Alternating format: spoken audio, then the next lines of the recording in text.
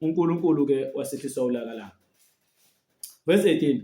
Ngalokho uJehova wathi ukuthelela uIsrayeli wabasusa ebusweni bakhe, akusalanga muntu, isizwe sakwaJuda kuphela. Sifunda yiphi incwadi la? Sifunda incwadi amakhosi yesibili chapter 17. Umthetho kaJehova ubalekile uba sewugcina ngoba uyasivikela futhi ulungile ungcwele. Umthetho kaJehova ubalekile uba sewugcine, uyasivikela futhi ulungile ungcwele. Nabanye uJombile verse 17 amakhosi esibili chapter 17 verse 17. Badabulisa amadodana abo namadodakazi abo emililweni, babhula benza imilingo, bazithengisela ukwenza okubi emehlweni kaJehova, ukumcunula. Point elibaluleke kanje, ngiyabonga. Inkosi yabonga Dlamini. Ngiyabonga Inkosi kusisi. Point elibaluleke kakhulu. Asiqhubekeni ke. Siku-20 ke, sifuyele ku-20.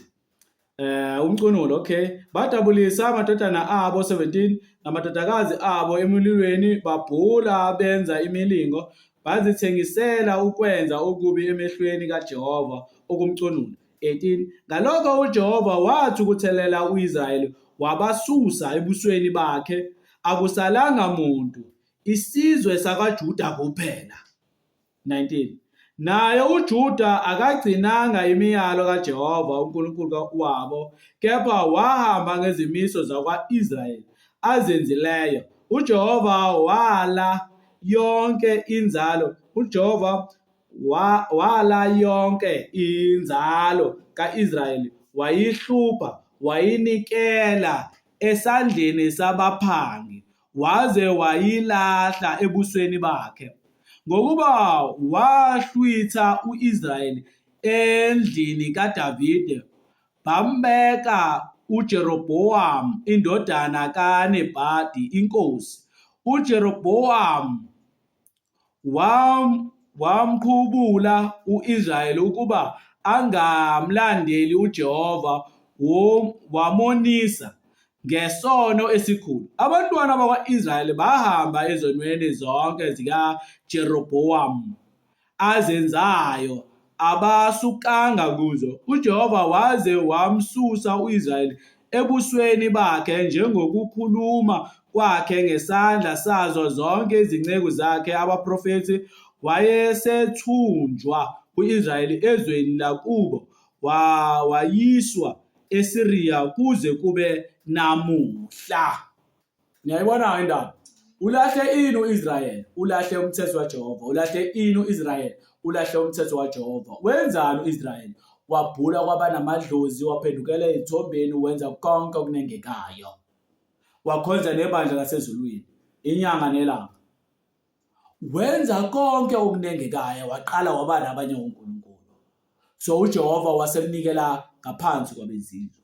Nathi siyisizwe samaZulu, esiyisizwe esithandeka kakhulu. Sorry ukuyifaka lento ibe nerace phakathi, ibe nobuzwe phakathi. Kodwa ngifuna ukunivezela nje. Siyisizwe esithandeka kakhulu. Sisizwe engazi mengibala lapha emhlabeni, mhlambe sisesibili noma sesithathu esinamakhosi ahlonishwayo kakhulu. Okuyinto ongeke uzuyinake wena, kodwa enkulu kakhulu. Sisizwe almost esinabantu abaningi. Kodwa kulesizwe sethu sibuswa abantu abawu-3%. Abawu-3% ngibona basibusayo. Isizwe samaZulu mase kuthiwa kuyakhulunywa nje la eSouth Africa, futhi kuba isona esinedominion. Ngoba isona sizwe esinabantu abanjani? Kodwa isona esibuswayo. Asiphathi amapeta awekho. Amavenda awekho. Idolobha elilodwa nje elingaphumalala eKZN ngafela lisoconga ivenda goqo kuye. Qede nje ngayo. Kodwa sibuswa abantu abayi-minority ekubeni siyini thina si-majority ngoba silahle indlela kaNkulunkulu. Ngoba okokuqala uma uthi uJehova uhlala ezulwini and thina singamaZulu, okusho ukuthi uNkulunkulu uhlala kephi? Kithi. Into edala ukuthi uNkulunkulu angahlali kithi ngoba silahlele ubungcwele. Ezizweni eziningi nasey'limini eziningi engike ngihamba ngoba ngike ngahamba le South Africa, all over South Africa yonke, ngabona ulimi lwethu nempilo yethu esiphilayo ukuthi ithina sinenhlonipho. Thina sinenhlonipho. Ithina amaNdebele ngeke ngiwabale noma ayafana nathi nje. Ngeke ngiwabale amaNdebele ayafana nathi. Kuhluke nje ukuthi phela bayatekela wona becasha ukutekela bengaphosisi ukukhuluma kwabo. Kodwa bayafana nathi. Inhlonipho. Sizwe samaZulu sinayo. Sanikezana inhlonipho kakhulu. And thina sesikulahlile lokho. So uNkulunkulu usesilahlile. uNkulunkulu ulahlile amaZulu. So kusho ukuthi sekuhlala bayi emaZulwini. Kuhlala omubi angithi ngoba thina mesizibiza ngokuthi singamaZulu, okusho ukuthi singabezulu. Okusho uNkulunkulu uhlala bani? Kithi. Mase uNkulunkulu kephi? Usezulwini. Ithina afanele kubonakala uNkulunkulu kuthina. Okusho ukuthi thina esingabantu. Sizibize thina sesingabe ngabantu.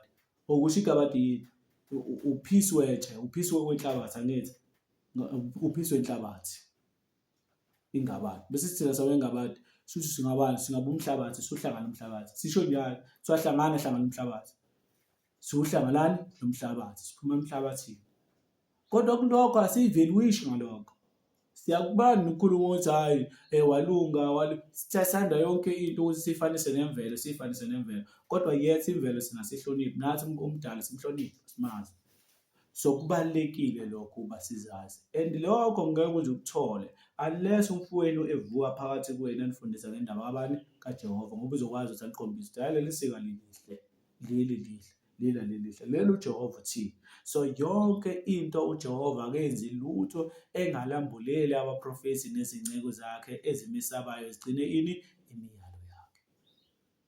So kuko konke bantwana bokholwa ahlale ekhuleni kaJehova, kuko konke asihambeni ekulungeni, kuko konke asigcine umthetho kaJehova. Ngomthetho kaJehova yiyo ezosisiza ukuba sinqotshelwe, yiyo ezosisiza ukuba isibiyele ekwazi uJehova ukungenelela izimpilo zethu. Asihambeni-ke sekushotha 18. Angithi senitholile noJuda lapho ukuthi useqala ukuba corrupt. Nizwile ngithi noJuda ukuthi naye uJuda wagcina ese-corrupt. Nizwile lapho. Asitholeke lapho sesikushotha 18-ke. uHezekiya uyinkosi kaJuda. Kwathi ngonyaka wesithathu kaHosheya indodana kaEla, inkosi yakwa-Israyeli, uHezekiya indodana kaHahazi, inkosi yakwaJuda, waba yinkosi. Wayeneminyaka engamashumi 25. Ekuqaleni kwakhe ukubusa, wabusa iminyaka engamashumi 12 years. Nesishagalolunye, amashumi 20 nesishagalolunye, 29. Yeah, 29 years. eJerusalema. Igama likanina lalingu-Abi, indodakazi kaZakariya. Wenza okulungile emehlweni kaJehova, njengakho konke akwenzileyo uDavide uyise.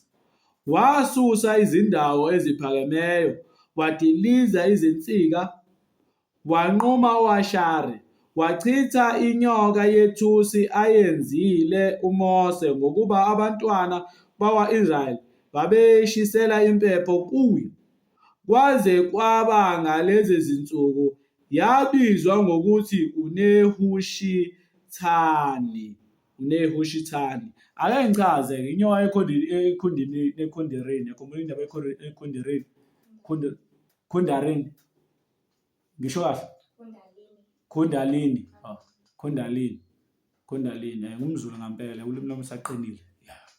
Proud of Zulu. Kundalini. Le nyoka unyoka uMoses ayenzile iyalela uJehova ethusi kuba abantu babuke inyoka yethusi. Ake ngithi kuyi-ayina leyo ndaba ngoba ngiyathanda ukuthi yonke into ngifake i-ayina ngoba phela ngizalwa umuntu oyesebenza emakhishini kakhulu. Ayina lapha eWashaka belungu noma engazwani nokuthi ayine ezami ingubo. right, ayinako okubalulekile.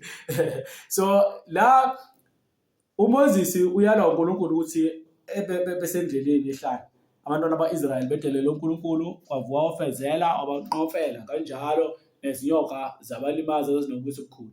uMoses wasekhala kuJehova, uJehova wasethi-ke, okay, njengoba bengidelelile kodwa ngizobenzela umusa ukuba ubenzele inyoka yethusi. Kuzothi lowo obuka inyoka yethusa noma esuka kusha ubuso obunjani, inyoka enjani, uzokwazi ukuthi asinde. Benzelwa inyoka yethusi ngoba vele eGibhithe kwakhona iy'nyoka azikwazi ukuthi zikhiphe ubuthi. Kumbona la namanje sakhona lento yokudansela iy'nyoka. Mhlawumbe kukhitshwa inyoka, king crop, babuka inyoka, bukana nenyoka. Bakholelwa ukuthi ubuthi obungaphakathi kwakho ophumela kwinyoka. So inyoka ithwala ububi bakho nesiqalekiso sakho, wena uthole izinto yenyoka. Bakholela kuleyo nto. So abantu basebeqhubekile sebeshisela impepho-ke le nyoka-ke ekubeni uNkulunkulu wayenzele yayileso sikhathi kuphela, okwase kuyinto enengekayo kuNkulunkulu. Asiqhubekeni. Verse 5. Wamethemba uJehova uNkulunkulu wakwa-Israyeli kwaze kwangabakho onjengaye phakathi kwawo onke amakhosi akwaJuda nakuwo ayengaphambi kwakhe, ngokuba wabambelela kuJehova akasukanga ekumlandeleni, kepha wagcina imiyalo yakhe uJehova